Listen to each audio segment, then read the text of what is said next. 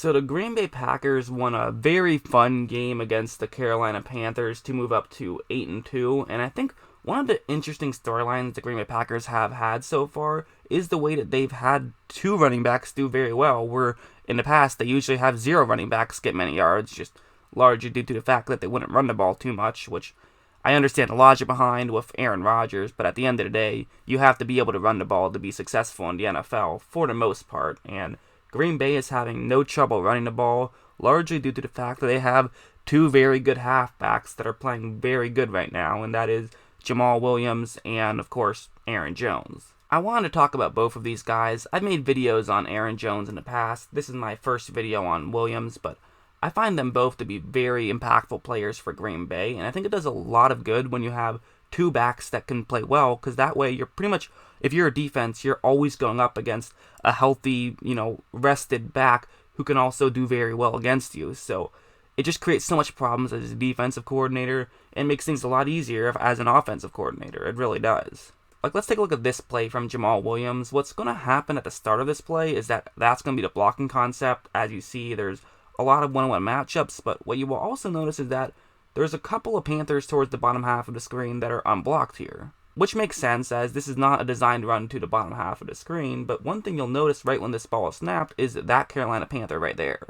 If you look at him, he is clearly moving a lot closer to the middle of the field. He's trying to clog up any running lanes and actually doing a pretty decent job of that. So Williams now knows, okay, I can't just run the ball straight at the middle. I have to try something else. Or, I could just run the ball at the middle, but that would be for no gain, basically. So let's maybe look around and see if anything else can work. And one thing that I feel like worked very well for Green Bay is the two blockers on the bottom half of the screen kind of noticed what was going on, and if you look at them, they're both now going to go block those two Carolina Panthers, meaning that there's only going to be one Carolina Panther on the bottom half of the screen who is unblocked right here. So it actually does make some sense now to run to the bottom half of the screen and just see if you can outrun the one guy you have to outrun. However, once Williams decides to do that, there's, again, some problems here. For one thing, just someone missed the block, which means that there's a Carolina Panther who can run over and make the play, and then also, it's just going to be tough to get the edge against this defensive back right here. So for Williams, you're in a little bit of trouble right here.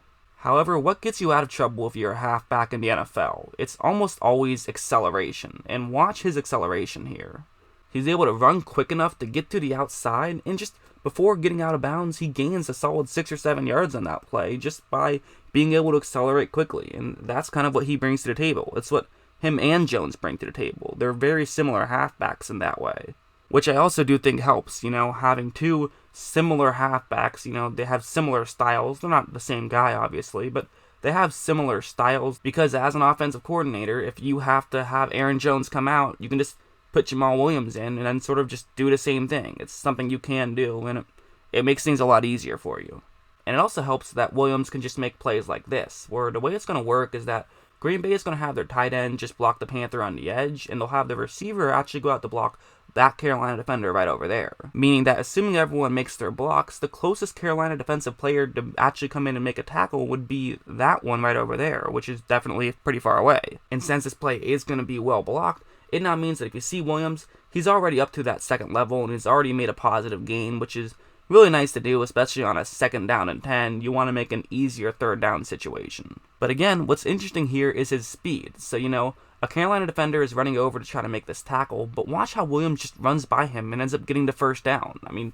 That's just all speed right there. Williams is a quick guy, and he was able to just straight up outrun another player. There was some contact, but there's no way you're going to really tackle him by just getting one hand on him. It's rarely going to happen, and it didn't happen that time. So that's another luxury to have as an offensive coordinator, of someone who you just scheme him a way to get to that 2nd level, and he can find a way to go from there and get past the 1st down marker, even on a 2nd down and 10. Those are the frustrating ones to give up as a defense. When it's 2nd down and 10, you see they're running it, that almost always means you get a 3rd down try to potentially get off the field, and they just weren't able to, get Williams down, and it's really hard to blame them because Williams was just so quick on that one.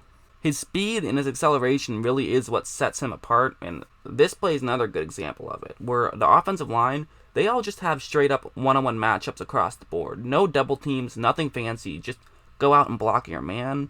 And it's actually even more simple when the fullback and a receiver are going to move over to block the other two Carolina players in the box, meaning that this is all just one-on-one matchups.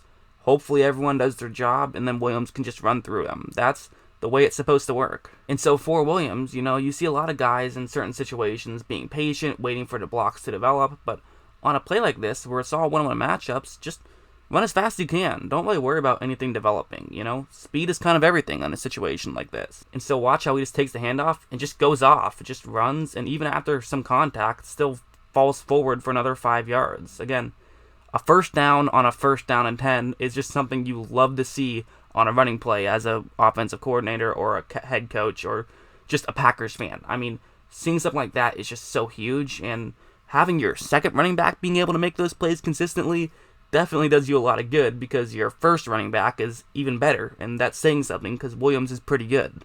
I mean, if you like Williams' speed, you'll love Aaron Jones' speed. Like, take a look at this play, where what they're going to do is they're going to have two offensive linemen make those two blocks right there. It'll be their right guard blocking a lineman, and then their center moving up to block a linebacker, Luke Kuechly. But what's actually really interesting is who's going to be blocking that Carolina Panther right over there. And the reason why that's interesting is because they're leaving him unblocked, which might seem like a curious decision to leave an edge rusher unblocked when it is going to be a run in that direction, but there's a reason why the Green Bay Packers are doing that. One of those reasons is I'm actually not entirely sure it was supposed to be a run in that direction.